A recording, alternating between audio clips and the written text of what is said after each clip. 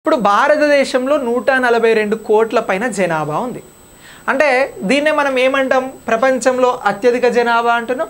మన దేశానికి వస్తే మొత్తం జనాభా అని అంటున్నాం, లేదా టోటల్ పాపులేషన్ అని గుర్తుంచుకోండి. ఏమంటున్నాం, మొత్తం జనాభా అని అంటున్నాం, రైట్? టోటల్ పాపులేషన్ అని చెప్పేసి గుర్తుంచుకోండి.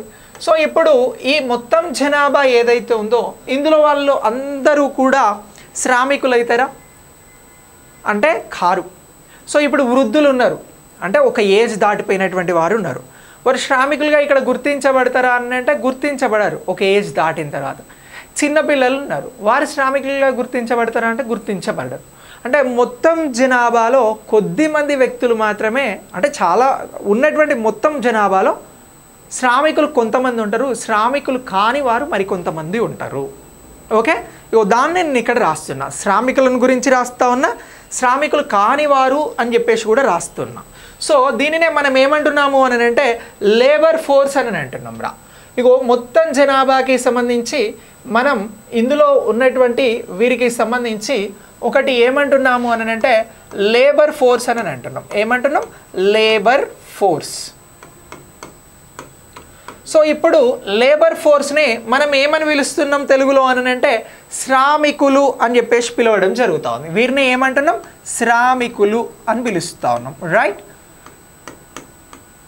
ఇక రెండోది వచ్చి ఇక్కడ రాస్తున్న అవుట్ ఆఫ్ లేబర్ ఫోర్స్ అని రాస్తా ఉన్నా. ఏమని రాస్తా ఉన్నా, out of labour force, labour force అని రాస్తా ఉన్నా. సో ఇప్పుడు అవుట్ ఆఫ్ లేబర్ ఫోర్స్ అని అన్నాం, అంటే శ్రామికులు కాని వారు, శ్రామికులు కాని వారు, రైట్? ఇక ఇక్కడ మీరు గుర్తుంచుకోండి, వీళ్ళని మనం ఎలిమినేట్ చేద్దాం, వీళ్ళతోటి మనకు పని లేదు. మనం ఎవరి గురించి మాట్లాడుతున్నాం, ఉద్యోగులు నిరుద్యోగుల గురించి మాట్లాడుతున్నాం. ఇప్పుడు మనకు ఉద్యోగులైనా నిరుద్యోగులైనా ఈ లేబర్ ఫోర్స్లోనే ఉంటారు. మరి ఇందులో ఉంటారా సార్ అంటే ఇందులో ఉండరు, వీరిని పక్కన పెట్టేసినాం. అవుట్ ఆఫ్ లేబర్ ఫోర్స్ అని అంటున్నాం, శ్రామికులు కానివారు అని అంటున్నాం. కానివారు అయిపోయారు వాళ్ళు, వీళ్ళు అయిన వాళ్ళు, ఈ శ్రామికులనే లేబర్ ఫోర్స్ అని అంటున్నాం. మరి ఈ లేబర్ ఫోర్స్ని మళ్ళీ రెండు రకాలుగా డివైడ్ చేస్తాం. ఎన్ని రకాలుగా డివైడ్ చేస్తాము అని అంటున్నాం, 2 టైప్స్లో డివైడ్ చేస్తాము అని అంటున్నాం. లేబర్ ఫోర్స్ని ఎన్ని రకాలుగా డివైడ్ చేస్తా ఉన్నాం, 2 రకాలుగా డివైడ్ చేయడం జరుగుతూ ఉంది, రైట్? సో ఇప్పుడు ఈ లేబర్ ఫోర్స్లో 2 రకాలు ఉన్నారు అని అంటున్నాం. మరి 2 రకాలలో ఒకరు ఎవరు అని అంటే వర్క్ ఫోర్స్ అని చెప్పేసి పిలుస్తూ ఉన్నాం. ఏమని పిలుస్తూ ఉన్నాం, వర్క్ ఫోర్స్ అని అంటున్నాం. ఇగో వర్క్ ఫోర్స్, వర్క్ ఫోర్స్ని తెలుగులో ఏమని పిలుస్తున్నాము అని అంటే పని కలిగినటువంటి వారు, పని చేయడానికి సిద్ధంగా ఉన్నవారు అని అంటున్నాం.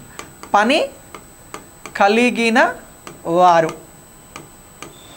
సో వీరిని మనం పిలుస్తున్నటువంటి పేరు వర్క్ ఫోర్స్ అని అంటున్నాం.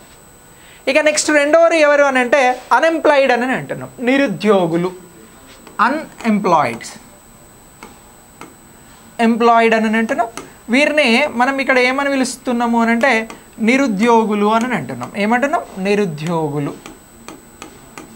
అయితే మిమ్మల్ని నేను నిరుద్యోగులు కాదు అని అన్నా, ఎందుకు తెలుసా, మీరు ఎప్పుడు ఏదో ఒక పని చేస్తూ ఉంటారు, మొత్తానికి ఏ పని లేనటువంటి వాళ్ళని నా దృష్టిలో నిరుద్యోగులు. ఇప్పుడు ఫర్ ఎగ్జాంపుల్ మీరు ఉన్నారు, హౌస్ వర్క్స్ చూస్తారు, బయట ఎంప్లాయ్మెంట్ చేస్తారు, ఇంకా వేరే మీకు డబ్బులు వచ్చేటువంటి పనులు చేస్తూ ఉంటారు. కాబట్టి మనం అన్ఎంప్లాయీస్ కాదు, ఉద్యోగానికి ప్రిపేర్ అవుతున్నంత మాత్రాన అన్ఎంప్లాయీస్ కాదు. ఏ పని లేకపోతే ఇక్కడ ఏమంటున్నాం, ఇగో శ్రామికులు అంటున్నాం. మనం శ్రామికులమే కదా, శ్రామికులలో మనం పనిచేయడం వల్ల మనకు డబ్బులు వస్తాయి, అందుకోసం నేను ఫస్ట్ కాదన్నా. కానీ ఒకసారి శ్రామికులను ఇలా డివైడ్ చేస్తే ఇందులో వర్క్ ఉన్నవారిగా మనం ఉంటాము అని అంటున్నా, మొత్తానికి వర్క్ లేని వారిని ఇక్కడ అన్ఎంప్లాయిడ్స్ అని అంటున్నాం, రైట్? సో ఇప్పుడు ఈ అన్ఎంప్లాయిడ్ దీనికి సంబంధించి పని కలిగినటువంటి వారిని మళ్ళీ 2 రకాలుగా డివైడ్ చేస్తున్నాం. ఇక్కడ అన్ఎంప్లాయీస్ని పక్కకు పెట్టండి. సో ఇప్పుడు ఇక్కడ వర్క్ ఫోర్స్లో ఉన్నటువంటి లేదా పని కలిగినటువంటి వారిని ఎలా డివైడ్ చేస్తున్నాము అని అంటే వీరిని మళ్ళీ మనం 2 రకాలుగా డివైడ్ చేయడం జరుగుతూ ఉంది. ఎన్ని రకాలుగా డివైడ్ చేస్తూ ఉన్నాం, 2 రకాలుగా పని కలిగినటువంటి వారిని డివైడ్ చేస్తున్నాము అని గుర్తుంచుకోవాలి. ఒకటి మెయిన్ వర్కర్స్ అని గుర్తుంచుకోవాలి. ఏమని అంటున్నాం, main workers, main workers, right? So వీరినే మనం తెలుగులో ఏమంటున్నాము అని అంటే ప్రధాన శ్రామికులు అని అంటున్నాం. ఏమంటున్నాం, ప్రధాన శ్రామికులు అని అంటున్నాం. ఇక నెక్స్ట్ రెండవది వచ్చి ఏంటి అని అంటే ఇక్కడ ప్రధాన శ్రామికుల పక్కన మనకి ఇంకొకరు ఎవరు అని అంటే మార్జినల్ వర్కర్స్ అని అంటున్నాం. ఏమని అంటున్నాం? మార్జినల్ వర్కర్స్ అని అంటున్నాం. ఇక వీరినే మనం ఏమంటాము అని అంటే ఉపాంత కార్మికులు అని అంటాం. ఉపాంత కార్మికులు అని చెప్పేసి పిలవడం జరుగుతూ ఉంది. ఓకే, ఈ మ్యాప్ మీకు అర్థమైందా? సో ఒకసారి చూడండి, మొత్తం జనాభా ఉన్నది. ఈ మొత్తం జనాభాలో ఉన్నటువంటి వీరిని మనం రెండు రకాలుగా బైఫర్కేట్ చేసినాం. ఒక రకం వచ్చి ఏంటి అని అంటే లేబర్ ఫోర్స్ అని అన్నాం, శ్రామికులు. ఇంకొక వర్గం వచ్చి ఏంటి అని అంటే శ్రామికులు కానివారు అని అన్నాం. ఇందులో వృద్ధులు వస్తారు, చిన్నపిల్లలు వస్తారు. వీరితో మనం పని చేయించలేం కదా, కాబట్టి వీళ్ళని మనం పక్కన పెట్టేసినాం. సో ఇప్పుడు ఈ శ్రామికులని రెండు రకాలుగా బైఫర్కేట్ చేసుకున్నాం మనం. ఒకటి ఏమంటున్నాం? వర్క్ ఫోర్స్ అని అంటున్నాం, అంటే పని కలిగిన వారు అని అంటున్నాం. రెండోది ఏమంటున్నాం? ఎలాంటి పని లేని వారు, అన్ఎంప్లాయీస్, నిరుద్యోగులు అని అంటున్నాం. ఇక నెక్స్ట్ ఈ పని కలిగిన వారిని మళ్ళీ రెండు రకాలుగా డివైడ్ చేస్తూ ఉన్నాం. ఇందులో మెయిన్ వర్కర్స్ అని అంటున్నాం, అంటే ప్రధానమైనటువంటి శ్రామికులు, వీరికి ఎక్కువ పని లభిస్తుంది. మార్జినల్ వర్కర్స్, వీరు ఉపాంత కార్మికులు అని అంటున్నాం, కొంచెం తక్కువ పని లభిస్తుంది. మనం మాట్లాడుతున్న దానిలో మనకు ఇది ఇంపార్టెంట్ అని చెప్పిన, లేబర్ ఫోర్స్ అనేది చాలా చాలా ఇంపార్టెంట్ అని చెప్పిన. సో ఇప్పుడు లేబర్ ఫోర్స్ అంటే ఎవరు అనేది ఇక్కడ మనం నేర్చుకోవాలి.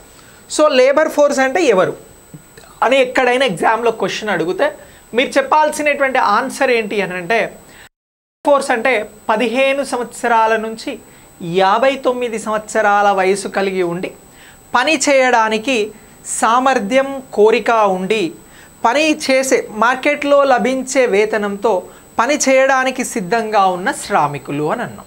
దీన్ని ఇంకా సింప్లిఫై చేసి చెప్తా, ఇంకా సింప్లిఫైగా చెప్తా.